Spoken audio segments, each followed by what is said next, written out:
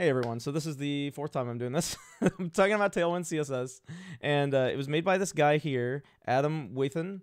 I think it's Wathan, and so he's the guy that made Tailwind CSS. It's a really cool tool. I don't recommend using it, and so that's why I'm doing the video in the first place. I really don't recommend using it, but I want to explain how he got to this conclusion by looking at his article that he wrote 3 or 4 years ago now, almost. And explain how he came to this conclusion of why Tailwind is the right solution, and I'll explain why it's not. Because if you don't like Tailwind, this is great for you. If you do like Tailwind, don't take this personally. This is not meant to be a slant against the creator or anything like that. It's really meant to be. I don't have a use for this in my life, and I think there are use cases for where Tailwind would be useful, but I don't personally think we should use it. So we'll get there. We'll get there because I want to talk about why it's good and the good things about it before we get to that point. So Tailwind is a way of basically creating class names that are like CSS. So if you have like a property like padding left or something like that, right? Or padding 8 pixels or something like that, that would be something like this, p-8. This would be the class for that. So each of these classes is one CSS property. Sometimes there are more. Like there's a transition one, and I think it has like 3 pieces to it. This MD flex, see MD:flex here? I don't know if you can see this. I made it pretty big. Okay, well now you can definitely see it. So this MD flex class, what it does is it says for the medium breakpoint, we want to put a display flex on this component. It's really weird for me to think of why you would do that or how you're going to do it. But that's kind of the idea with how these work. Okay. One thing that I can say already is this is not readable to me, right? So when I'm writing something like this, which I've already set up in another place here, is that when I write it, my class names would look like this. I absolutely would not like to have them in one big line. Like I can't read this. I mean, look at this. And this is with my screen wide, right? What if I have it like I normally would? It would look like this, and then you guys can't see it, but the code would look like this small. But I mean, this is not readable. This is not usable. I can't tell what's going on here. I can't code review any of this. It's going to be really difficult. So the fact that I have it this big is just so I can freaking see all the stuff on the screen. And so I would write my classes like this, so I can see them. And I would also alphabetize them, because it's easier to find what you're looking for when it's alphabetical. It doesn't have to be that way. Like maybe I would put the media queries at the bottom. In fact, when I'm writing media queries, I do leave a new line between them and the normal content. But essentially all I'm doing here is I'm writing CSS as in classes. So, I mean, why not just do style, right? And I don't know what column start one is, but it could be flex. Flex, man, I don't even know what it would be. I have no clue. Is this a grid? The flex would make me think it's display flex. So like if I change it to a style tag, I could do display flex. I could do the exact same thing, right? But I don't want to say this is the right way to do it either. Okay, so when you put inline styles like this, those styles are replicated all over your code base, and that adds to your bundle size and other things like that. So one of the benefits of Tailwind is that you have these predefined classes, and so they're only defined once. And so then even though you're writing essentially a style tag here with CSS properties, there's still a little more to it. And honestly, I think of them more like variables, not like styles. Because text large is like a variable, right? And font semi-bold is like a variable. This padding here is like some variable, a spacing variable that you would use. It's not padding, is it? What is PT? Padding top? Probably padding top. This padding top is like using 6. I think it's translated to rem based on a base value of 4 pixels, if I remember correctly. So it'd be like 6 times 4 to get this padding top, which is what, 24? Okay, yeah. I'm trying to do math on the fly while I'm doing the video. It's awful. I'm so bad at this. All right, and then let's see. What are these testimonials? Yeah, I don't care. Let's see. API for your design. Yeah. So I mean, he's calling it an API for your design system. I would absolutely not agree with this. That's different. Okay, so we're not getting there. So he's got these like width things. He's got colors, topography, all this cool stuff in Tailwind, which is really cool. There's all this neat stuff that comes with it. But this is to me more like a kind of like a material UI or Bootstrap, right? It's not the same as those though, because it's not done semantically. It's more done based on the kind of CSS that you're adding in. So it's presentational. Every class is presentational. It explains what it does based on like what you're putting in. And so the goal is that you can essentially write your HTML and then have your CSS be something else that comes from somewhere else. It doesn't have to be one-to-one with your HTML. And the fact that this is a button or whatever, this is like a media component, does not matter to these classes. These classes are independent of whatever they're rendering into.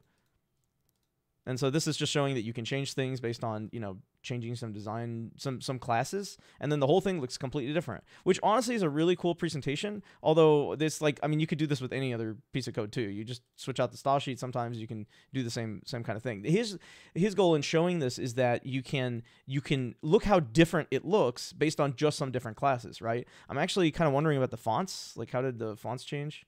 So there's font semi-bold, and then there's the font is completely gone from here. So I don't know where it went. Yeah, it's gone. Here's semi-bold again. So that's the bolding. So I guess the font is done maybe at a different level. Like how is the font changing to this? This does not look the same. Text 3XL. 3 times large maybe? I don't know. So here's another problem. Is like I don't know what any of these do. I have to learn them. No, you can't just bring on a developer and have them be an expert at Tailwind. They have to know Tailwind to be able to do it. That is to me that's a problem. I don't like it. Learning things is not the problem. The problem we'll get to later. We'll get to that later. I don't want to use that as an argument against it, even though it will be later. So he's talking about it's tiny in production. So basically, they have some way of compiling out all the CSS that you don't use in your project. I don't know how they do this. I don't know if it would work on any project I've ever worked on. Maybe it does it with React. It can figure out a way to do it through Babel processing. I'm not sure, right? But it's supposed to compile out the parts of the CSS. So you get this like super small bundle that you put in the top of your page. Now, keep this in mind. It uses global CSS. So global CSS. That's how it's doing all this stuff. Yeah, responsive, great. I mean, everybody's responsive. I mean, to me, this is like the fact that it can do responsive. That's not too crazy. I think the whole reason it's being presented here is that, hey, look, you can see that as I click this, look at all the stuff that got added, right? and it's showing all the classes that are being used based on that. Now, I've done this before in other projects too, to basically say I want to have certain pieces change based on classes rather than based on the CSS. Like I wouldn't put an app media query. I'd have the app media query built into my other classes, and so I can pop those on there. But here they're always on there. See, this small grid is always here, right? And what changes it is that if you're at a different breakpoint, it's these classes have a media query internal to them. And so the thing is that normally when you write components and stuff, you have media queries that are fixed to that component. So you have a button and you put media queries in it, which I would not advise. Then what you're doing is you're saying the button should always render this way no matter where it's rendered based on this media query. So even if it's in a sidebar that's really skinny, or if it's in like the full page, it will have to render this exact way based on this media query, no matter what. Whatever the window width is, that's what I care about. So that's like a separate topic, but what he's done here is similar, but you're doing this like per place where you're doing your HTML. So it allows for that dynamicism where you want to apply these classes at the point where it matters. You don't want to do it obviously on the button. You're going to do it on the in the code that then renders the button. So if I look here for check availability, you can see it. There's no media queries on the check availability. It's probably not even worth it. Okay, I'm not going to discuss that. Yeah, hover and focus states, that's cool. So like, see, I'm hovering here and it's doing stuff. That's great. And what's really cool is, so this is not part of Tailwind. This is just how they did the website, but it's really cool how it's highlighting all this stuff over here that is being used on hover, which shows you, what you're doing. If there's like a, the element view in Chrome DevTools, if it did something like this, that'd be really nice. I don't know if it could, but that is really cool if you could do that. So the website itself that presents Tailwind to you is cool. And when I first did this, I didn't know there was like a React thing in here, but to me, there's no React. I looked through all these files, okay? There's nothing special about React here. All we're doing is adding class names. There's absolutely nothing React specific. And so to me, if you're using React, there are better ways of doing classes and styling than this. I would definitely not recommend this. If you're gonna like close the video here and not care about anything else, please don't use this in production applications. That can be the argument right now, but we'll get there. We'll get there because I don't want this to be like a personal slant against somebody. I want this to be more like I'm showing you the benefits. I'm showing you where it's cool, or what's important about it, and how the website's cool. But also where I think the argument doesn't make sense. And we're gonna go through this article and explain that once we're done looking through the website at all the cool features it does. And so another thing, what was this? So there's another thing here is like not everybody wants to use those class names, and they might want to use more semantic classes. In that case, you can use I don't know what add apply is. I thought it was add extend for Sass. I don't know what the library is being used here because this just says CSS. I wonder if this is this like standard now? Man, I'm having this realization while I'm making the video right now. That sucks. Yeah, it looks like you can apply these CSS classes to this particular one. So I haven't written like standard CSS in a long time, so I'm not familiar with this, but it looks like that is how you would do it in standard CSS, which is, I didn't know that was built-in language. Interesting. So now the thing is you can have these like Bootstrap style classes, but you would have Tailwind underneath it. And honestly, if you have Bootstrap all over your site, you can get rid of the Bootstrap style sheet and do something like this and make it into Tailwind. So somebody can convert Bootstrap into Tailwind, which is also really cool. So now dark mode. Yeah, I mean, theming is cool. What are they doing to change it, though?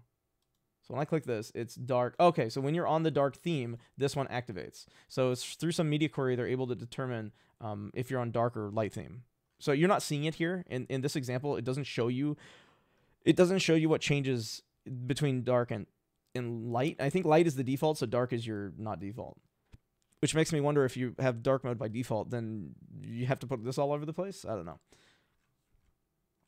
And what, extending it? I think this is to be able to do modifications yourself. Yes, you can modify the output that Tailwind would make when it's doing certain color values and all these other things. So I remember this. So is this how they were changing the font earlier? Because when I was looking at this example, I don't know at what point I was recording it. I've done this so many times now. This part here, yeah, I don't think I went over it. But notice how like all the fonts are changing. That doesn't make sense. You can't just do that by changing classes. You have to change the style sheet internally. So they must have done something. This makes a lot more sense now. This customization all the way down here, right here. This customization here, this is actually changing some other stuff. And then the class names are just slightly different to give you the different looks and feels. But basically, like here, the classes don't change. If you could see the class names here, classes don't change, but the CSS is changing. So the goal here, and he'll talk about this in the article too, is that he wants to be able to change the style sheet and change the entire site without changing any HTML or class names. That was the goal of Tailwind. That's one of the goals of Tailwind, is that you have this separation of CSS and HTML where neither is dependent on each other and they're decoupled. So I know this. I'm going to argue against this thing, and it sounds like I'm really selling it up. And I hope that's the case, because then maybe somebody will actually listen to my argument. So then what's all this? Oh, that's cool. How do you do this? Okay, so this is, again, these are just like CSS styles, right here, to scale it and change it. And there are predefined ones. One of the things that was talked about in Tailwind is that you don't have like a infinity ways of doing things. You only have certain ways of doing things that you've chosen with Tailwind. And here's the thing is, like, I work at a company where we have a design system, and our design system defines what we can and can't do. It's not like we're just randomly putting styles everywhere and designers are just randomly putting styles. Like there's a design system, and you're supposed to follow the design system and only put things in there that are in the design system. If they're not, we might have to modify the design system. But it's kind of like you have Material UI, right? In Material UI, one of the things is that it's a design system and things are supposed to be a certain way. And if they're not that way, then it's going to like not look like Material, right?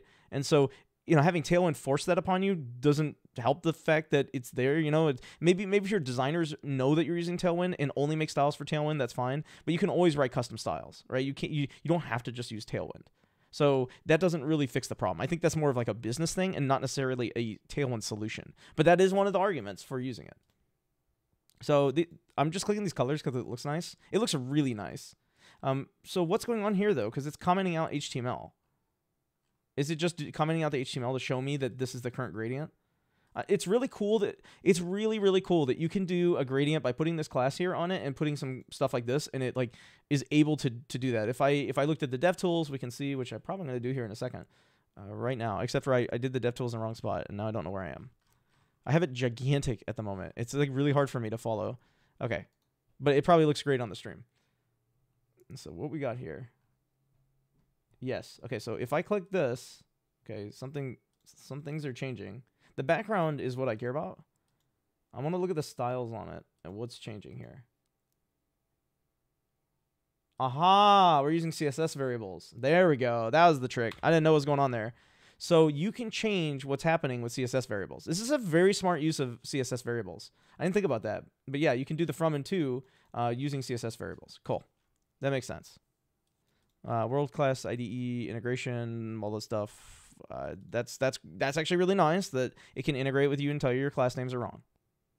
Still don't recommend using this tool yet, but this is really cool. I mean, there's some good work that was put into Tailwind to make this useful. Again, I can't read this. Okay, I don't know if I showed the example in this particular video, but I cannot read. I cannot read this. I can't look at it and tell what's going on. In fact, all this CSS is just noise in my component. I don't like it at all. What I would like is if we had something like this, where we hit the enter key, use the enter key where it makes sense. And this is obviously not style anymore. This is what was it? Class name? Class, or it's class. Okay, and then this is just the flex class. So something like this. This would make it easier to read. It doesn't solve the problem of Tailwind, but it does make it significantly easier to read. I do want to keep in mind that everybody understands this is global CSS, okay? Global CSS. All right, we'll get back to that. This is so cool, though, that it can lint it. I really do think this is cool. Now, like where I work, we have linting rules too, right? We use emotion in React, and you can lint that as well. It's not like this is the only tool that has it, but it's linting class names, which is really interesting. I've not seen that before. So what's this Tailwind UI? Is this like their set of components or something that they built using Tailwind? Yes. So this is like a material UI using Tailwind behind the scenes, which makes it so that you potentially have less classes to work with. I mean, that's kind of what they're talking about. Okay, so we're at the bottom of the website. Let's go to the article. We've kind of discussed a lot of it before, but I want to go through it because I want to give them a fair chance. I would feel awful if I took something that somebody worked so hard on and just slammed it without going through why it's important and what problems it was meant to solve. So he's talking about, you had this stuff like this, you had Text Center, and it had this, and you're not supposed to do that because Text Center reveals the internals of your, it's called a presentational class. So it reveals the internals of your CSS, and so what you're supposed to do is separate your HTML and like the presentation part of your CSS into something like greeting, where you have the class name greeting, and there's your greeting, right? This is great. You're separating concerns now. And so he talks about this thing called CSS then. Nobody, I don't think, would ever think about doing things the way they did it here. Yes, in 2012 there was a small movement to do it that way, and then everybody stopped doing it that way because it was really bad. So let's get into why that was bad. So let's see, what was he doing here? He's doing this stuff, and he added author bio. Cool. We're still adding class names that have semantic meaning, right? This is an author bio, so there's your class name. But look at here where we're targeting HTML elements directly. I would never ever recommend you doing this unless you have to hack around something that's pre-existing. Obviously, because your class should not know about the HTML and should not have any idea how that's rendered, right? Like I should be able to change this image to a new tag that comes out in 5 years from now called, I don't know, maybe I want to change it to a video. There we go. The one exists today. So I change it to a video, I change the source and whatever, but the size, I want the styles and stuff to be the same. Well, then this should not be targeting image because that makes no sense. Oh, I kept this thing in again. Jesus. I might not edit that out of the video this time. It's getting annoying to do that. I keep remembering to stop notifications, and I even remembered this time, but I left my computer and then came back and then forgot about it. I do it every time. So like you wouldn't want this, right? There's no reason you want it to be like that, where you're targeting HTML elements specifically because your CSS should not know about them. So then what you do is you make everything classes, right? So let's go down to where he's got that. So you start doing classes, and here you got author bio and all this stuff, right? And you're using BEM format, right? This is great. We learned about this being really good. And I also don't agree with this being a good way to do it today. And he'll get to that later. But basically he's got author bio, and here's all the classes, and everything is very nicely laid out. If I have to render an author bio, like everything's very clean. I know what the classes do. Now here's the thing is though, these classes are tightly coupled with each other. Because if like this has a display flex on it and this has like a flex 1, the flex 1 on this only matters is if this has a flex on it. And from this point of view in the HTML, you don't know that, right? You can't tell that. So that's interesting to keep in mind. Dealing with similar components. Okay, where is the part where so he talks about he's got this component here called author bio and article preview, and they both are very similar, right? Notice how very, very similar. There's an image here, and some stuff like this, but they're not the same. And I don't know why they're not the same. I forgot why they were different. Say it looked exactly like an author bio. Well, wouldn't that be they're both the same? Oh, I see what he's talking about. He has two components called author bio and article preview, but they have all the classes. You'd have to like copy the classes, right? And you don't want to have to copy the classes. So you'd have it because right now all his classes say author bio. So then he's like, what if we created a new component Okay, so let's not copy the classes. I know we were doing that. He's like, what if you did this instead? You extended it. No, we're not going to do that again either. We're going to go with componentized design, right? So you have a media card component, and that media card has these classes now.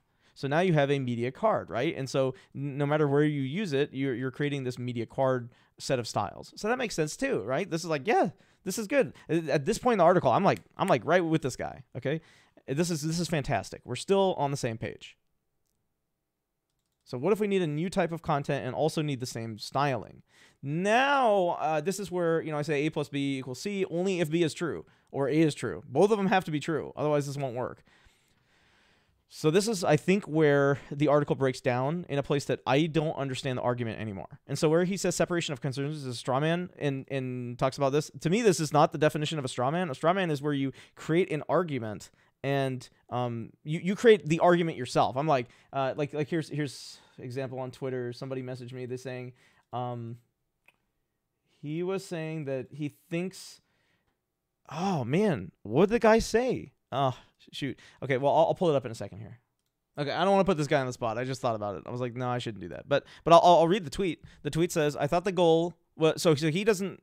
I don't. Somebody asked, like, he said, I really don't like Tailwind CSS to be honest. I can't stand that ugly HTML with a million utility classes. Honestly, I can't either. So then he says, what's your opinion about it? And so I posted a few things. And then this guy said, I thought the goal was to avoid having to name things to learn CSS. Having to name things? I don't know what that means today. I did it the day I read this. At least that seems to be what all the fanboys have told me. So now fanboy is a derogatory term, but basically saying I thought the goal was to avoid having to name things to learn CSS. Okay, that makes sense somewhat, but that would be a straw man argument. You're saying this is the goal of Tailwind, and then you're knocking it down immediately, and also trying to poison the well by saying something like, that's what all the fanboys are saying. So that is a straw man. In this article, I did not see a straw man. They're just saying like it's very black and white and all this stuff. None of that has to do with straw manning. Straw manning would be like maybe saying separation of concerns is an argument that is trying to. No, it doesn't make sense. There's no straw man argument here. So I would, if I was writing this article, I would either remove this section or redo it. I don't think this section needs to be here after I read it because I spent probably the most time trying to read this section. I spent a lot of time trying to read this and trying to figure out like what he's talking about here, and I did not understand it. The argument wasn't very sound there, and so this is where I started losing track. Where now there's a deviation. So up to this point, where we got to the point where we're making this like a media card, I was totally in here. I was 100% with this guy. I get why he got to that conclusion and how he got there, because I've been in the same exact boat. And this guy has probably been in the industry as long as I have, because the stuff he talks about how to do CSS correctly come from around the time that I was in the industry as well, but maybe even before that. So I'm not sure, but he talks about everything correct. Like this is the exact same stuff I would expect. So let's see. The turning point for me came when I read this article. Okay, I have not read this article.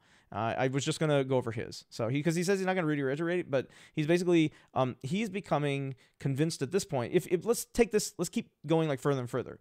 If you're making a media card, then you're making, and this, he'll go through this, right? Then you're making also like card, and you're making button, and you're making badge and cardlet and all this stuff, right? And then he takes it a step further from that and starts going to say, why don't we just make a flex style, right? And there's something else style. I've done this before too. I did this on a project before I went to another place and stopped doing that. But I did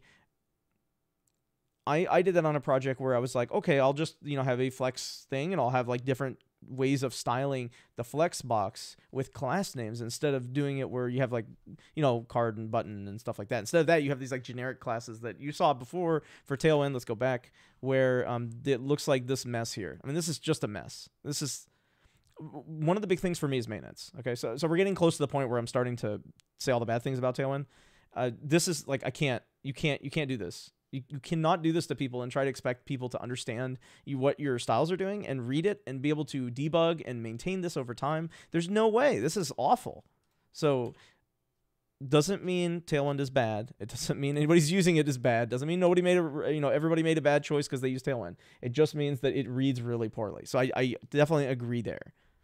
You don't have to think something looks nice to think it's good or bad. Okay, so yeah, the more a component does, the more specific a component is, the harder it is to reuse. I disagree. I think this is where we're getting to the point where I disagree. So the more a component does, right, the more specific a component is. So these are two different things, okay? If a component does more things, it's not specific. So that's why he put or, okay? Or the more specific it is, yes, the harder it is to reuse. I don't agree with that. I think the more specific a component is, the easier it is to reuse. If you have a button component, that is far easier to reuse than if you have a component that has a bunch of logic and does a bunch of extra stuff. So I would actually say in this case, he is wrong. So this is where we're getting to where the argument deviates. So say we're building a form from a few sections. Aha, this is great. Okay, so I have notes on this, and I want to show where this breaks down. So he's going to show an example here, and I'll get to it. But what I want to do is put my notes in here and show you what I came up with. So he has some CSS, some HTML like this, okay, where he's got this like header bar action, right? So this is all part of header bar, and there's the button, right? But notice something here. This is what we would term a mutation, right? So he's essentially mutating the CSS for button here by adding header bar action to the styles of button secondary and button primary. You see what I'm saying? So if we were doing this in React, this would be a component. You'd render this component, and then you'd wrap it in a span or something else. And so you're separating the styles of these two things. So you can still have your header bar, but you've got your button component.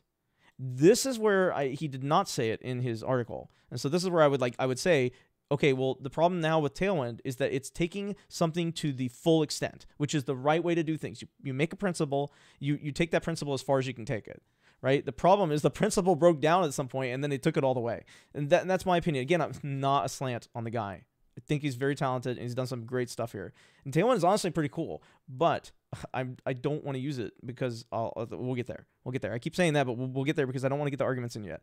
So this is like issue number one, that you should be wrapping these in some span or div to do your styling and padding and whatever that you need to do for this particular thing, not on the button itself. If you're like, well, header bar action needs to change the styling of the button, it's like, no, it shouldn't. No. A button is a thing, and that was designed some way, in a specific way, and it should never deviate from that design. At no point should button deviate from the design that you've afforded it. It should only be, you can move it around, you can put different padding on it and stuff like that. The button shouldn't have that padding anyway, or margin. It shouldn't have the margin on it. It could have a border, it could have padding, but it would never have a margin on it where you're determining like how it should render, right? That shouldn't be part of button. That's the responsibility of, in this case, header bar, to do that kind of stuff. So this is the first problem where we're mutating the state, the styles on button instead of over here where we're keeping them independent.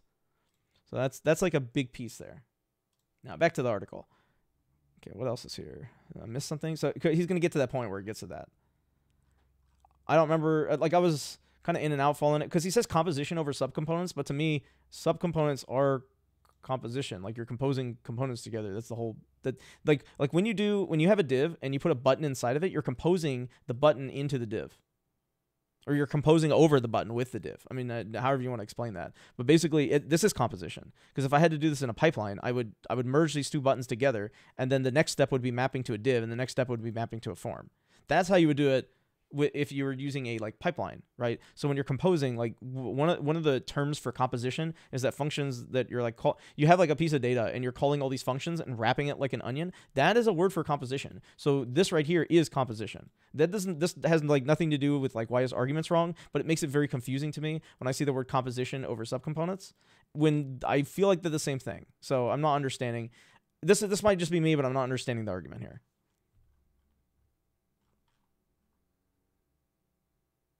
Yeah, it sounds like the same thing to me. Maybe I'm not understanding this. I'm not. I want to make a good argument for why you shouldn't use Tailwind, but if I don't understand certain things, it either means the argument is like bad, like it's because I can't understand it, or it means that I'm missing something, and then maybe if I knew that thing, then my argument would not make any sense, right? So that's the problem I'm having. That's why I'm hesitating here right now. I don't think this is a big deal. I just want to talk about, he uses this word composition multiple places. Okay, so what is going on here? So this is the point where it's mutating. Okay, so this is the point where the mutation occurs. Okay, cool. So this is the argument that I said I don't like because you shouldn't mutate it. That's a like a when you're thinking of JavaScript, you know, it makes sense to think like that. You don't want to mutate. Here's another section where we're mutating, right? And so it goes on later to talk about having a line. Here it is. Yeah. So he's talking about actions list left. Okay, so we have this, where's our actions list? Something like this, right? And so you might want to make it on the left or right or something like that, and you're adding these different classes to determine if it's on the left or right. Now you're getting into presentational styles, and action list left, okay, so this right here, this class, would literally just be a line left, right? Like why would you duplicate that style? It's already here. Now, we're technically duplicating it in the first place by writing something like this and then translating it to this class. But that doesn't have any, that's like not a huge impact. But now your code is going to read like action list align left, right? Here. Now suddenly you have these things. So it's like, well, is there anything in actions list that we can also pull out and make into separate classes and then put all those classes onto here? This is what I'm saying is you take the principle and you see how far you can go. The problem is the principle at this point was already wrong, in my opinion. I don't know if it really affects this particular piece of it, but I would say that. And so when I look at this, I look at HTML and CSS. I'm not thinking in terms of components. Tailwind has nothing to do with components. It has to do with CSS classes. And the CSS classes aren't really the big thing. Like I talked about, it's like variables, right? And they're like different variables that you can use in your components to build in something. But you know what those variables are also called? They're also called CSS properties, right? So it's very similar to doing a style tag, but like I said earlier, it's not the same. So these are two different things. Let's see, where are we?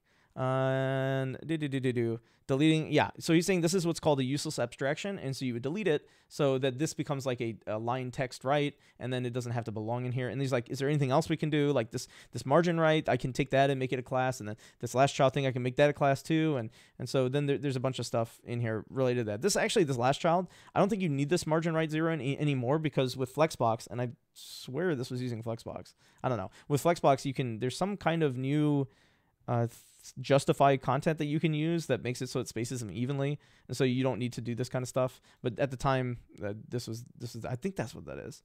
Shoot, if I'm completely wrong about this, then I'm not gonna. It's fine. It's fine. It's no big deal. No big deal. Just a little hint of some new things that I'm saying. Okay, so now he's taken this and he's made it like ugly. Like, right? Can you read this? No, I can't read this. Also, it's not written this way anymore. It's written SM : and then mar R5 or something like, or 1, mar R1. I think 1 is for 1 rem. So no, 4 is for 1 rem. So it'd be mar R4. That's what it'd be called. SM : mar R4 today in Tailwind. This is this original article. He's probably changed it since then. Yeah, so this has been changed. But see, again, we are mutating the button with this class. I don't want to mutate the button. Why does the button have to know about margin? This is the really important argument I'm getting to. And I want you to understand this, is that button does not care about margin. The parent class, or the thing that's rendering it, these things care about margin. These things care about, aligning and stuff like that. If you need your button to align text, the button would care about that. The button would need to know if the text needs to be on the right or left, or how to render it based on a width, right? But you can also, that would be like a property in React or something that you would pass to it. And then here would be like a data tag. And if you're doing it like a data tag, you would do button dash dash, you could do a line right, I guess. It'd be weird to do it this way. But that's what he's saying, is like, just put this class all over the place, right? Then you don't need to do that. So we'll get there. If you haven't seen it already, we'll get there. We'll get there. All right, so what was this thing? I think that was the end of the article where I wanted to talk about. Yeah, and he's talking about it, and he's just showing how it looks. And I'm just, anytime I see this, I'm like, something seems wrong about this to me. And I know what the thing is wrong is because the argument to get to this point, there were problems with it. Image card with a full width section and a split section. See, this is a great class name. What's wrong? What's wrong with you? I wouldn't write this class either, by the way. What I would do is I'd write a React component and have it take props, and then I can change this based on the props. If you were doing something like that here, you'd have to have like data tags or something like that, but you can't style. You can style with the data tags. Hang on. You could style with the data tags. Interesting.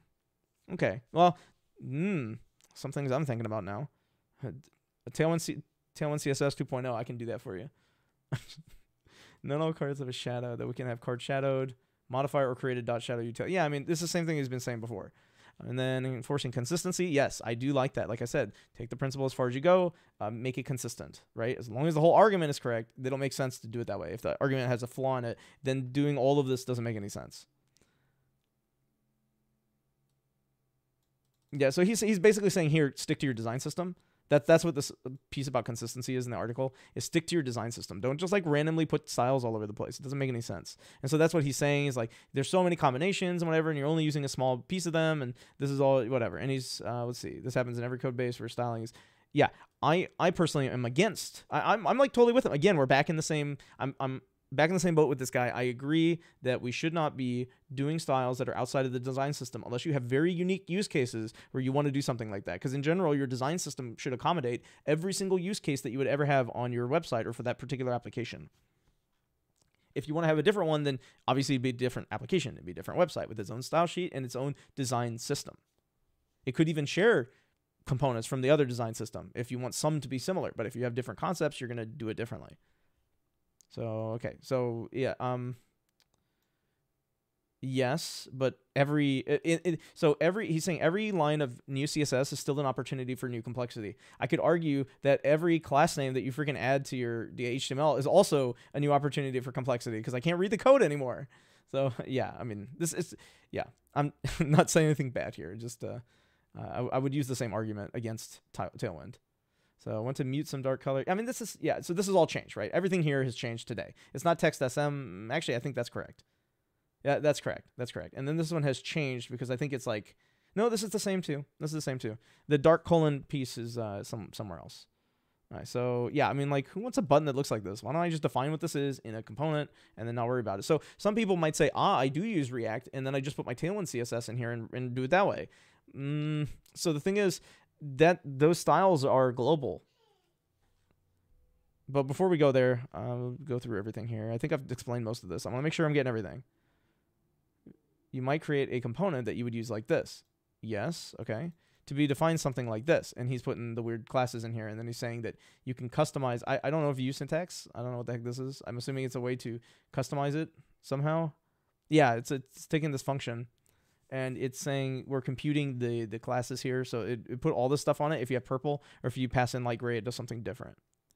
So that is what he's saying here. But you're still using these awful Tailwind classes, right? So when you're using a motion, you don't have to do this. You can like assemble the string yourself, and it can create a custom class for you, and it only creates it for the things that are. If you're using the Babel plugin, it will only create classes where you are doing something different. So it could like, there's a tool already built to do something like that for you. I'm not saying you have to use a motion. I'm just familiar with it. It's the only one I've ever used, except for styled components. I've also used that, but not in production. So something like this, like, right? Why? Right? Like, why don't I just write CSS at this point? And again, the reason you don't write CSS is because you're duplicating in this article and whatever. You're duplicating all those styles everywhere, which means that you're putting more data over the wire than you need to accomplish the same task. But again, we'll get there. These styles are global, right? And so I think the reason the global styles shouldn't be a problem is because everything should be using them. And once you've got a consistent style thing set, it's no problem. What happens? Are we at the bottom where I can talk about my own stuff yet? I want to talk about why we shouldn't use this. He's got so much in this article. Yeah, and here's the inline styles argument. Okay, so I think we're at the point where I can start talking about it. What happens if somebody puts a new Tailwind CSS class or something like in there? What happens if, let's say you're customizing? So this is like on their website, right? They talk about, where is it? Is it this? It's this. So see how you can customize this? What happens if you have two different things and you're pulling in something and it uses different parts to it? And you're saying, well, the argument would be that should never happen, right? But it might happen because I'm working on a component library and I make a change to it, right? And that component library is used on the main site. And the main site has not changed all of the styles yet. It's not ready. But the component library has. And so there's going to be a disconnect there, right? But here's the argument with Tailwind. The argument with Tailwind is that if you do something like this, you just have to change the style sheet globally, and you don't have to worry about it anymore because everything gets affected by it. And that may or may not be what you want to have everything affected by it, but that could solve the problem, right?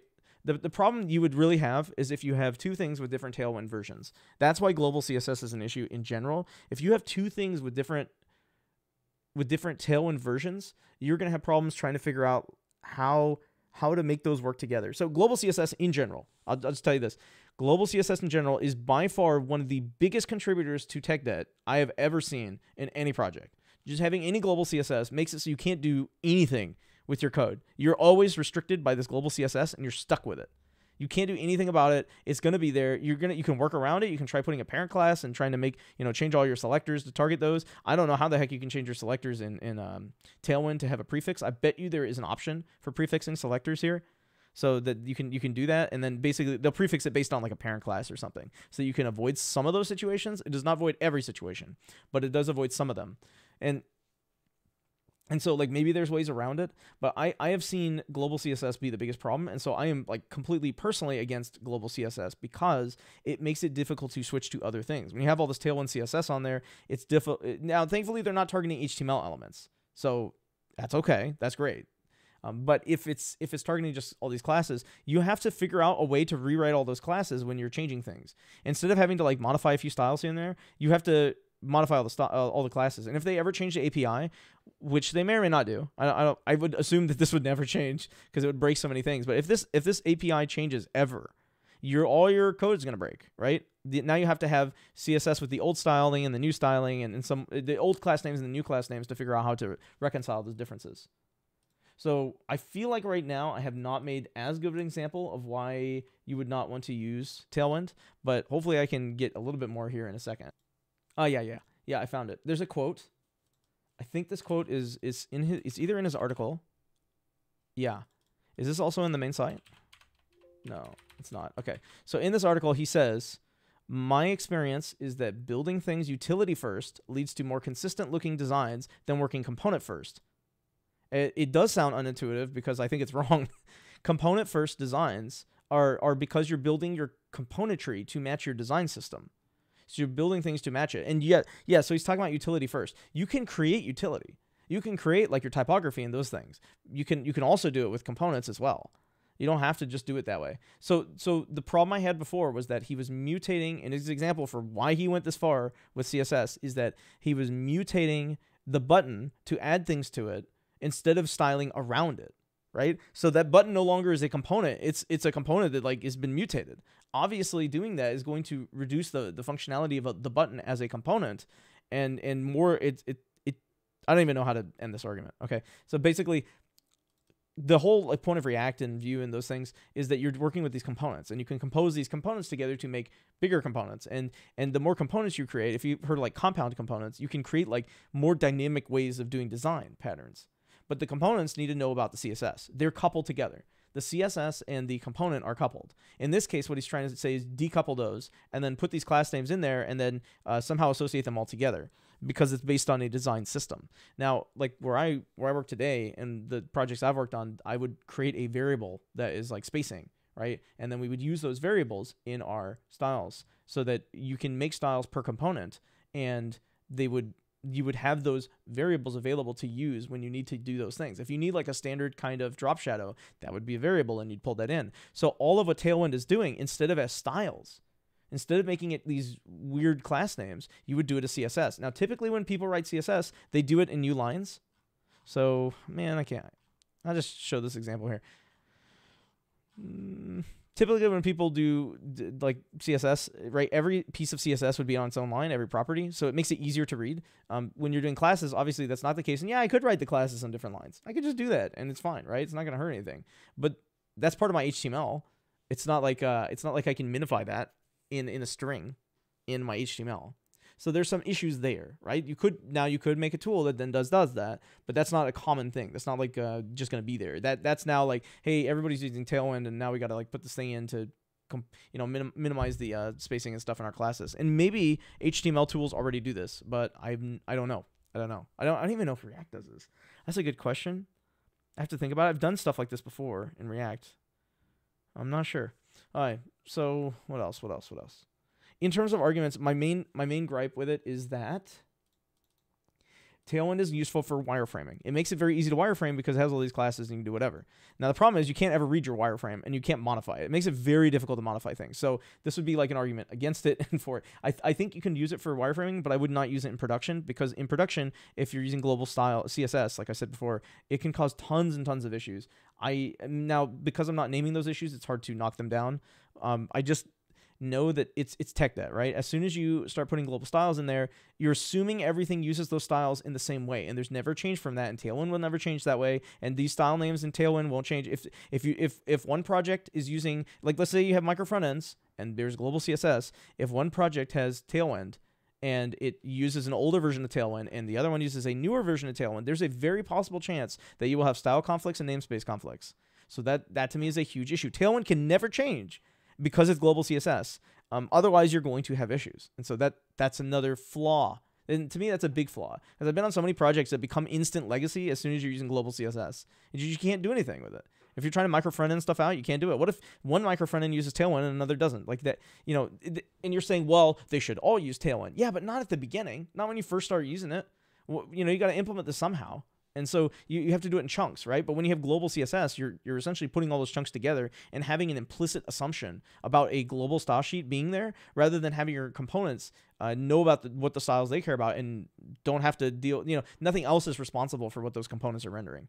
The other benefit is that you can, and I don't know if you can do it with these class names like this, but typically when you're doing JS in CSS, you can generate styles, like style tags, of CSS only for the CSS that you're loading in that particular server-side render. You can do it so it's only the styles you're loading. Whereas here, you would have a style sheet, you download the whole style sheet, and then it has everything that you could potentially use at any point in time. But it's not a special style sheet that is only for those particular styles that are being used on this particular render of this page, right? And the argument against that with the Tailwind side would be that, well, Tailwind is so small. I don't know if it would be though. I've not seen this, but where is it? Man, there's so much on this website. Tailwind is so small that you don't have to worry about that. And it's only these things that you need. I really don't know. I don't know. I don't know how far this is going to go where it would just be 8.7K. And even if it's 8.7K, that's a lot. Is it gzipped or not? I don't know. I don't know. Let's see. What else did I say? I thought it was, yeah. So I think that Tailwind, like doing this classes like this, is a backwards approach to CSS. I get why it's done this way. It's done this way because it's trying to make your code more efficient. It's all about efficiency. But I'm not a computer, and so I can't read this. Because I'm not a computer, to me is not efficient. It's efficient for a computer to read. It's efficient for downloading, but it's not efficient for maintaining and reading code. And that's like a huge deal. I need to be able to read your code. I need to be able to figure out what's going on. I need to be able to code review it. I need to be able to see why the styles don't make any sense. I can't figure it out. How am I supposed to read this and figure out what the heck the styles are doing? And you might say, well, you have your CSS somewhere else, and then you just put a class name here. And it's like, yeah, that's different, right? It's similar. But the difference is my classes are normal CSS properties, and these are not. I don't know what these are doing. I have no clue. If something's wrong or not doing what I expect, I have no clue. So that's another thing. Now, I personally, I want to be very clear. I've never used Tailwind myself because of this. Like, I'm not going to use this. But because of that, also, I can't really tell you what it's like to use Tailwind, right? I can't really tell you what it's like to maintain it. I can tell you what it's like to maintain it from somebody who's never worked on this project. I don't know how many months I'd have to work at a company to understand what the heck I'm reading here.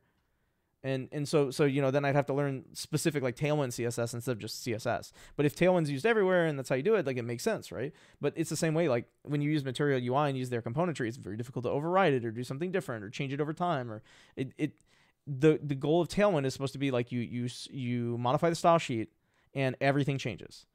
And that may or may not be what you want. I'm trying to think of like how to give an example right now because I feel like I have it on the tip of my tongue and I don't. Let me see what else. I have another point here that, it was you know what? This other point is basically knocking down the guy that said he had a straw man, and it was his argument, so it's not a big deal. I think that I really did go through all of my points. Yeah, fixed media queries are a problem, and I don't know if Tailwind gets across that or not. I made an argument that it does, but I'm not really exactly sure. I really don't know. So the thing is, the guy who made Tailwind had this article saying that components don't make any sense.